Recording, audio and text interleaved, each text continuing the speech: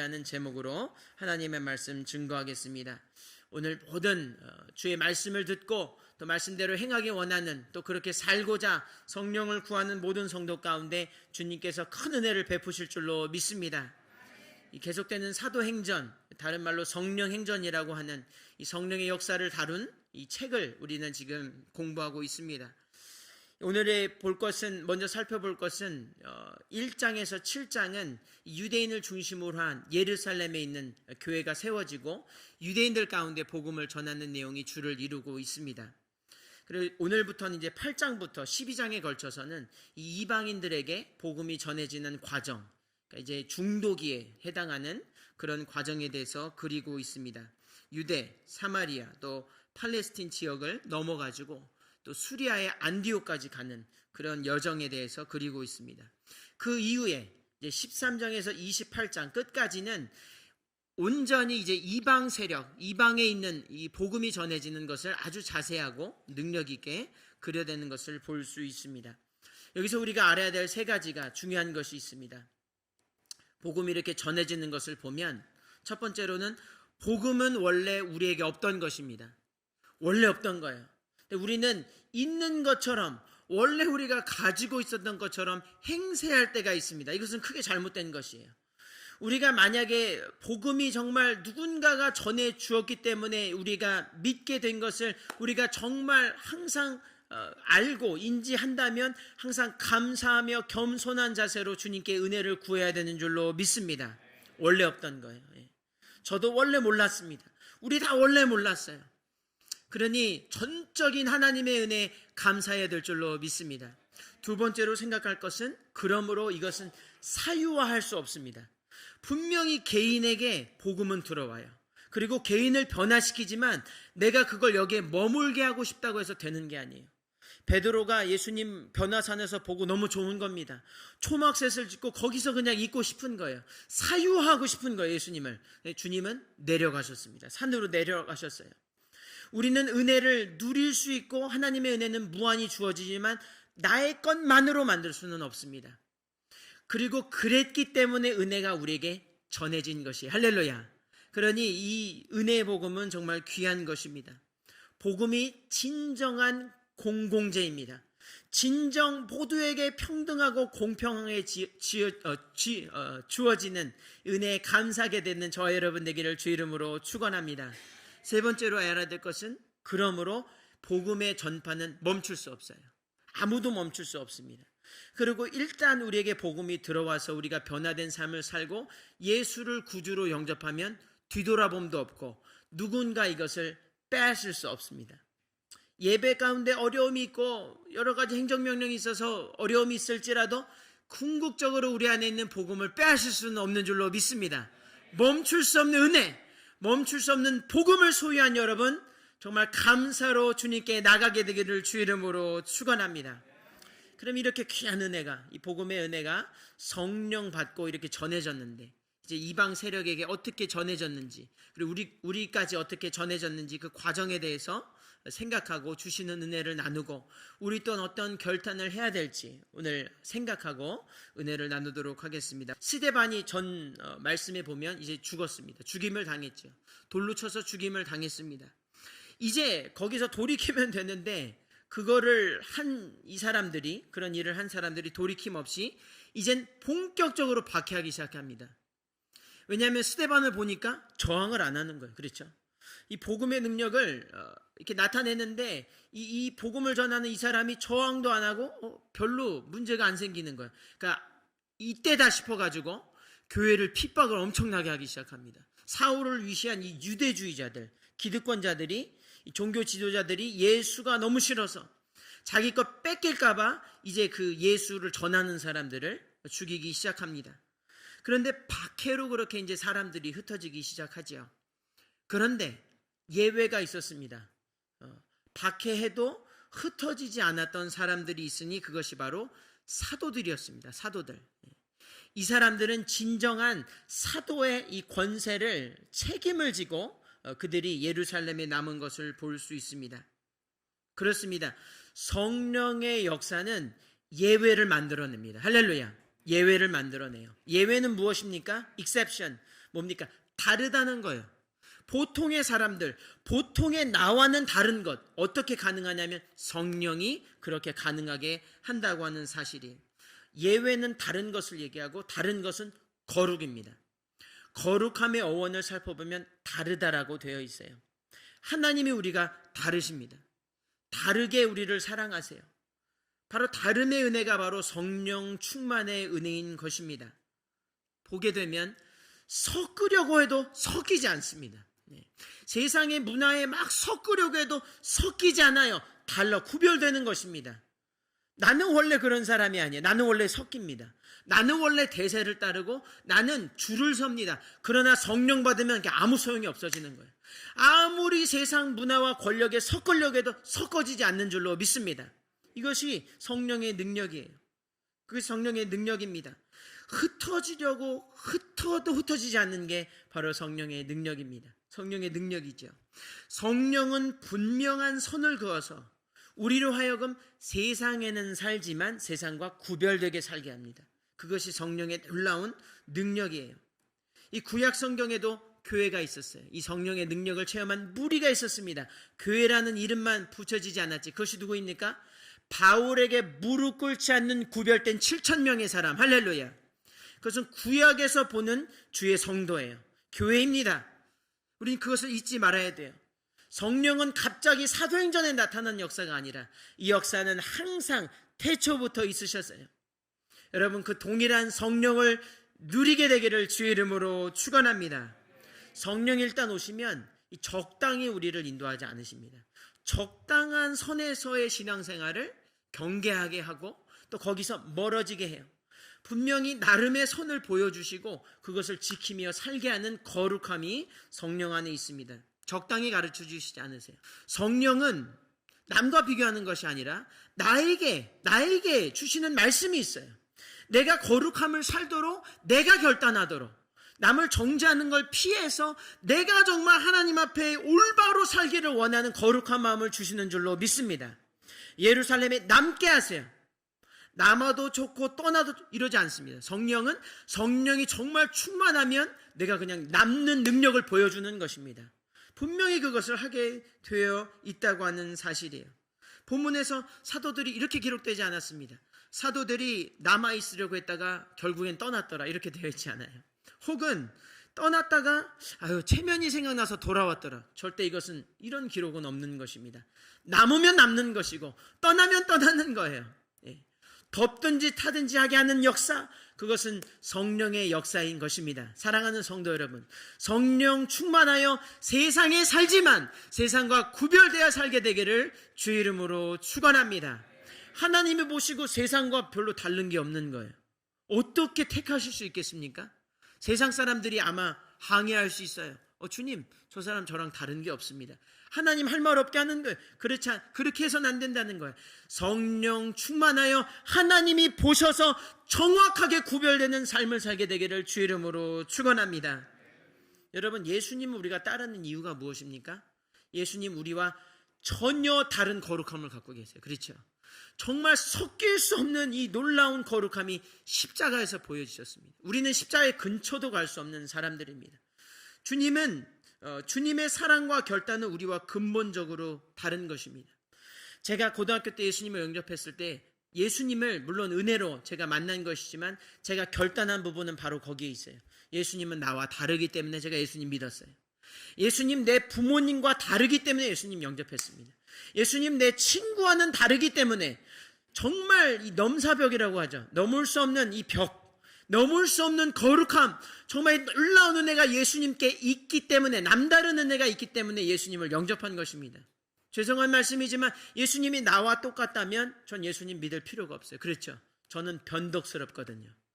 우리는 변절자들이에요. 우리는 연약하고 참 보잘것없어서 그거 예수님과 어떻게 견주겠습니까? 예수님 나와 궁극적으로 다른 차원의 어나더 레벨을 보여주시는 분이시기 때문에 범접할 수 없는 거룩함이 그 가운데 있기 때문에 다른 사람은 못하는 것을 예수님은 보란듯이 해내기 때문에 우리가 예수님을 쫓는 줄로 믿습니다. 예수님 무늬만 구세주가 아니에요. 예수님은 구세주의 이름에 합당한 삶을 사셨고 그 그 놀라운 능력을 지금도 보여주고 계십니다. 너무나 놀라운 은혜지요. 예수님은 부활하셨습니다. 달라요. 다른 사람과 다릅니다. 그러니까 예수님이 덮어놓고 나 믿어 이게 아닙니다. 다르다는 거예요. 나의 긍휼과 자비는 다르다고 하는 것입니다. 사진을 제가 준비했는데 예수님이 다른 것은 이 사진 한 장으로 모든 것이 설명이 될 수 있습니다. 예수님이 십자가상에서 십자가에 못 박는 죄인을 안아주시는 사진이에요. 지금 준비됐습니까? 예, 그런 사진인데 바로 이 사진입니다. 제가 굉장히 좋아하는 사진이에요. 보시면 이것이 정말 얼마나 은혜인지 알 수 있습니다. 우리는 날마다 연약하고 참 죄인이죠. 저 보시면 청년의 손에 망치가 들려 있어요. 망치질 하다가 자괴감이 든 겁니다. 예수가 죽어야만 내가 살기 때문에 매일매일 이 망치질하는 자신을 보고 이제 지쳐버린 거예요. 그런 그 자신을, 그런 연약함을 보고 예수님은 품어주세요. 다른 것입니다. 여러분, 이런 은혜를 보신 적이 있으신가요? 이런 은혜 아무도 줄 수 없고 이 은혜는 예수님만 주시는 줄로 믿습니다. 우리가 이래서 예수님을 따르는 거예요. 이 그림 한 장을 아무도 흉내낼 수 없습니다. 그 누가 봐도 이 그림 하나, 이 귀절 하나 이겨낼 수 없는 거예요. 사랑하는 성도 여러분, 다른 은혜, 다른 사람과 구별된 은혜를 주시는, 그리고 그 구별된 은혜 가운데 나 또한 구별된 삶을 살게 하시는 그 은혜, 성령의 놀라운 은혜를 체험하게 되기를 주의 이름으로 축원합니다. 그것이 바로 1절에서 3절의 은혜, 거룩한 성령의 은혜인 것입니다. 이젠 좀 현실로 좀 더 들어가겠습니다. 사도들은 밖에 때도 남았지만 대부분은 흩어졌습니다. 대부분은 흩어졌어요. 두려웠겠죠. 어려웠겠죠. 자연스러운 일일 수 있습니다. 성령을 경험도 하고 어떻게 보면 은혜도 체험했지만 어려움이 있었다는 거예요. 연약함입니다. 흩어졌다고 하는 것은 사실은 연약함을 의미하죠. 그러나 그들은 포기하지 않았습니다. 그들은 복음을 전했고 많은 사람들이 복음을 듣고 예수님께 돌아왔습니다. 이것은 무엇을 말하냐면 우리가 성령을 체험하고도 실수할 수 있어요. 여전히 연약할 수 있습니다. 여전히 괴로움 가운데 있어서 잘못된 혹은 연약한 선택을 할 수 있습니다. 그러나 그런 선택 가운데도 계속해서 주님의 은혜를 간구하고 복음을 전하면 하나님은 은혜를 주신다고 하는 사실입니다. 할렐루야. 그러므로 성령은 거룩하게 하실 뿐만 아니라 거룩에 잠깐 실수한 사람도 다시 한번 기회를 주시는 은혜입니다. 그래서 오늘 제목을 흩어진 사람들에 초점했습니다. 왜냐하면 대부분 우리들은 사도가 아니라 흩어진 사람에 가깝기 때문입니다. 저 또한 그런 사람에 가까워요. 제가 정말 사도의 삶을 나가고 싶습니다. 그러나 저는 여전히 그런 참으로 어려운 상황에 있을 때가, 제 연약함으로 인해서 우리는 그렇게 있을 때가 있다는 거예요. 그러나 감사한 것, Amazing Grace는 뭐냐면 하나님 계속해서 기회를 주신다고 하는 사실임을 믿으시기를 주의 이름으로 축원합니다. 너무 좋으신 하나님이 아니십니까? 기회를 계속해서 주시는 거예요. 우리는 상한 갈대고 변덕스러운 변절자입니다. 예, 그렇습니다. So what? 어쩌라고요? 주님께 나아갈 수밖에 없습니다. 마귀는 너 끝이야. 너 주님 배반했지. 이게 마귀의 역사. 주님은 언제나 계속, 아까 그 그림입니다. 언제나 품어주실 준비가 되어 있으세요. 나오지 않는 것이 문제지, 복음을 전하지 않는 것이 문제지, 예수님의 은혜의 넉넉함은 실패한 적이 없습니다. 그러니 성령 안에서 실수는 있어도 실패는 없는 것입니다. 왜냐하면 성령이 끌고 가시기 때문에 그래요. 그러니까 나 때문에 자꾸 실수하고 실망하고 사람을 보면 그거는 기독교 신앙 아니죠. 우리는 성령을 바라보고 신앙생활을 하는 것입니다. 너무 좋으신 하나님이세요. 어떤 이가 술 취했다고 가정해 보겠습니다. 다시 한번 그 술 취한 모습을 한번 상상해 보겠습니다. 혹은 심지어 간음 현장을 우리가 한번 상상해 보겠습니다. 그런 술 취하고 그런 걸 보면서 또 심지어 간음 현장에서 붙잡혔다고 할지라도 주님은 그 한 번의 행위나 약함을 가지고 우리에 대해서 프레임을 씌운 적이 없어요. 여러분, 이게 너무 놀라운 은혜입니다. 지금 세상의 정치 세력들은 서로 프레임을 씌우지 않습니까? 예, 죄인, 용서할 수 없는 사람, 돌이킬 수 없는 죄, 이렇게. 주님은 절대 그런 적이 없어요. 그런 적이 없으세요. 노아 어떻습니까? 한 번, 롯은 2번 술 취했습니다. 실수했고 어려움이 있었어요. 그러나 주님은 노아를 내치지 않으셨습니다. 노아를 구원의 방주에 그런 역할을 감당하게 하셨다는 것이죠. 성경은 그들을 술주정뱅이로 낙인 찍은 적이 없습니다. 사람은 그렇게 하죠.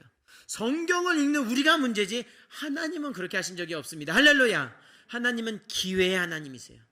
하나님은 계속해서 second chances, 계속 이 second chance 한 번 주는 게 아니에요. 여러 번, 이 2번째 기회를 수천 수만 번 주신 줄로 믿습니다. 끝없이 주세요. 끝없이 주시는 좋으신 하나님이세요. 베드로 어떻습니까? 얼마나 이 사람이 불경스러운 말을 합니까? 주님도 만류하고 막 사단아 물러가라 이러면서도 그를 불경스러운 사람이라고 낙인 찍지 않으셨어요. 주님은 그러지 않으셨어요. 너 한시도 깨어 기도할 수 없더냐 책망은 하셨지만 절대 내치지 않으셨어요. 예수님의 기회의 은혜, 이건 성령의 은혜인 줄로 믿습니다. 이건 성령 받은 사람 반드시 이렇게 한다는 거예요. 성령 받은 사람이 이렇게 합니다. 하나님은 단지 어제의 나의 근거에서 판단하지 않으세요. 그러면 서 있을 수 없습니다. 서 있을 수 없어요. 제가 어제 설교 말씀 준비하면서 8시간을 준비하는데도 이게 답이 안 나오는 거예요. 근데 제가 뭘 깨달았냐면 내 인간이 얼마나 약한지 알았습니다. 하나님의 은혜가 변했을까요? 그렇지 않죠. 하나님이 오늘 일부도 너무 힘들게 설교했어요. 근데 하나님이 은혜를 주세요. 기회를 주십니다. 연약하고 내 지식이 짧아도 주님 은혜 주세요. 기회 하나님을 믿으시기 바랍니다.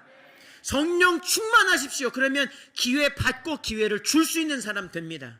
자꾸 정죄하고 단죄하고 그냥 이렇게 하지 말고 계속해서 기회를 줘야 합니다. 왜 그렇습니까? 그건 성령의 일이기 때문에 그렇습니다. 성령 받은 교회는 품고 또 품고 죽을 때까지 품을 수 있습니다. 우리가 그럴 수 없다면 돌이키고 성령의 충만함을 입게 되기를 주 이름으로 축원합니다. 흩어진 성도들, 대부분의 우리들에게 임한 은혜가 바로 이 second chances, 이 수많은 2번째 은혜를 주시는 하나님의 놀란 은혜에 의지해서 이 자리에 나왔습니다. 기쁘십니까? 너무 기쁘죠? 이거 없으면 우리 끝이에요. 이거 없었으면 흩어졌던 사람한테 야, 왜 흩어졌어? 주님이 야, 너 안 쓸 거야. 그래서 우리 이방인들은 소망도 없는 거예요. 그렇지 않습니까? 그렇지 않습니까? 그런데 이 사람들에게 은혜를 주셨어요. 그랬기 때문에 우리에게 은혜가 임한 것입니다. 기정사실이에요. 여러분, 부인할 수 없죠. 그러니 이 은혜를 전해야만 합니다. 사랑하는 성도 여러분, 전도하십시오. 코로나 때 우리 더 전도해야 됩니다. 더 예배의 자리에 우리가 사모하여서 은혜를 나눠야 될 줄로 믿습니다. 여러분 보십시오. 결국 어떻게 되었습니까? 비록 박해를 견디지 못해 연약해서 흩어진 그들이었지만 실제로 이방인들에게 복음을 전한 것은 이들이었고, 사도들 입장을 한번 살펴보십시오. 그들이 예루살렘에 남았지만 막상 이 사람이 흩어진 사람 보니까 능력 있게 전하거든요. 내가 하지 못하는 걸 이 사람들이 하는 거예요. 그렇죠? 나는 예루살렘 지켜야 돼. 그렇죠? 이것도 사명입니다. 그러나 내가 거기 갈 수 없어요. 근데 이 사람들이 하고 있는 거예요. 오늘 보니까 귀신도 내쫓고 병든 사람도 낫게 하고 많은 무리들이 쫓았다고 기록되어 있습니다. 내가 할 수 없는 일을 하는 거예요. 그러니 우리는 판단을 유보해야 됩니다. 지금 교회 없는 사람 판단 유보하십시오. 나보다 더 크게 쓰임받을 수 있다는 거예요. 여러분 믿으십니까? 여러분 우리가 그랬던 사람이지 않습니까? 그러니 이걸 믿어야 돼요. 판단을 유보하고 온전히 기회를 주시는 하나님을 찬양하며 신뢰하게 되기를 주 이름으로 축원합니다. 이방인들 입장에서 어떻습니까? 사도들 필요 없는 거예요. 죄송합니다. 뭐 거기 멀리 있는데, 그렇죠? 지금 나와 함께 고통하는 이 흩어진 사람이 나를 지금 케어해주고 있고 지금 복음을 전해준 사람은 이 사람들이에요. 귀한 사람입니다. 같이 연약한 사람이에요. 결과적으로 어떻게 됐냐면 오늘 본문에 보니까 사람들이 일심으로 빌립을 따랐다고 했습니다. 일심으로. 이것은 호모디마돈이라고 하는 헬라어로 만장일치로라는 뜻을 갖고 있어요. 만장일치로. 다 한마음 한뜻 되어서 마음을 모아서 모였다는 거예요. 따랐다는 것입니다. 신약에 이 말이 11번 나오는데 사도행전에만 10번 나와요. 왜 그렇습니까? 성령의 역사라는 거예요. 세컨 찬스, 이 수많은 기회를 붙잡고 정말 비록 흩어졌지만 하나님께 다시 한번 은혜를 구했을 때 다시 한번 하나 되게 하시는 것, 성령의 은혜입니다. 처음 기승전결 성령이죠. 뭐 어디 하나 빠지는 게 없어요. 인간은 안 됩니다. 인간의 의지 부족하고 연약합니다. 뭘 받아야 됩니까? 성령을 받아야 됩니다. 여러분 숨을 내쉬며 주님이 말씀하신 성령 받으라. 여러분 우리에게 유효한 줄로 믿습니다. 믿음으로 받아들여서 여러분 능력 있게 삶을 살아내는 저와 여러분 되기를 주의 이름으로 축원합니다. 그렇습니다. 기회의 성령님, 우리가 살피는 두 번째 성령님의 모습입니다. 흩어진 사람들이 그 중에 빌립이라는 그 7 집사 중에 한 명이 있었습니다. 이 사람이 놀랍게 능력을 전파하는 거예요. 그리스도를 전하고 각종 표적을 행했습니다. 귀신이 떠나가고 많은 사람들이 치유받았고, 그것을 정리하는 한마디가 있습니다. 8절에 그 성에 큰 기쁨이 있더라. 두 가지 알 수 있습니다. 뭐냐면 첫 번째로는 성령의 역사는 한 사람을 통해서 많은 사람에게 나가는 역사가 있고, 두 번째, 이것이 중요합니다. 신자나 불신자나 가리지 않고 기쁘게 하는 역사가 있습니다. 할렐루야. 보통 생각했을 때는 성령은 교회, 그렇습니다. 교회를 위해 주시죠. 은사도 주시지만 결국엔 세상을 구원하기 위함입니다. 세상을 영적으로 만족시키시고 세상을 영적으로 모든 것을 다 새롭게 하시며 변화시키는 거예요. 성령의 은혜는 교회 안에만 있지 않습니다. 그건 성령의 역사가 아니에요. 성령의 역사는 반드시 밖으로 표출되게 있으며 인류를 구원하는 역사가 있는 줄로 믿습니다. 바로 그래요. 그러니 나에게서 국한되는 어떤 능력이라면 다시 한번 생각해 보세요. 내가 구하는 것이, 내가 받은 것이 성령인지. 만약 이것을 우리가 재검토했을 때 좀 미비하다면 성령을 구하면 되는 겁니다. 성령 받으면 되는 거고 성령을 행사하면 되는 것입니다. 사랑하는 성도 여러분, 성령 받게 되기를 주 이름으로 축원합니다. 성령의 역사는 반드시 이 열방을 이롭게 합니다. 나라와 민족을 새롭게 하고 구원하게 해요. 어떻게 그럴 수 있느냐? 프랑스 역사를 보면 그것을 알 수 있습니다. 15세기에 100년 전쟁이 있었어요. 영국과 프랑스 간의 100년 전쟁. 실제로 100년 동안 막 전쟁을 했습니다.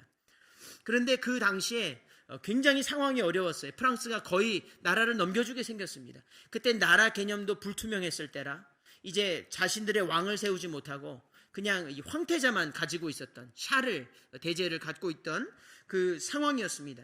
그런데 이 구국 영웅이 나타났는데 그게 누구냐면 잔다르크예요. 여러분 잘 아시는.